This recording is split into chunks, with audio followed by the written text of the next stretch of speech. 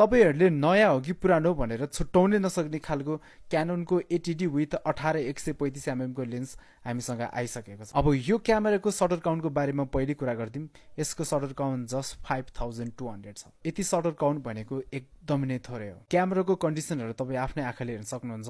जस्तो brand new कन्डिसनमा हुन्छ त्यस्तै नै छ। स्क्रैचेस भन्ने कुरा केही पनि छैन। ग्रिपहरु भनेको जस्तो हुन्छ नयाँमा त्यस्तै छ। अब यसको फिचर्सको बारेमा कुरा गर्ने हो भने यसमा स्क्रिन टच हुन्छ।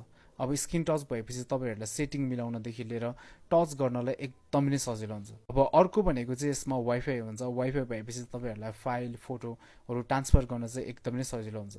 अनि अर्को मेन फिचर्स भनेको चाहिँ यसको स्क्रिन पनि रोटेट हुन्छ। अब स्क्रिन रोटेट भएपछि तपाईहरुले आफूतिर हेरेर ब्लगिङ देखि लिएर सबै कुराहरु गर्न चाहिँ तपाईहरुलाई सजिलो हुन्छ। तपाईहरु पिक्चर क्वालिटी पनि हेर्न सक्नुहुन्छ। जति नै जुम गर्दा पनि झन् राम्रो देखिरहेको छ। अब यो क्यामेराले चाहिँ तपाईहरुले अल राउन्डर सबै कुरामा युज गर्न सक्नुहुन्छ। तपाईहरुले वेडिङ पनि गर्न सक्नुहुन्छ। तपाईहरुले चाहनु भयो भने म्युजिक भिडियो पनि राम्रोसित निकाल्न सक्नुहुन्छ। यसमा चाहिँ त्यतिसम्मको क्वालिटी चाहिँ छ है त।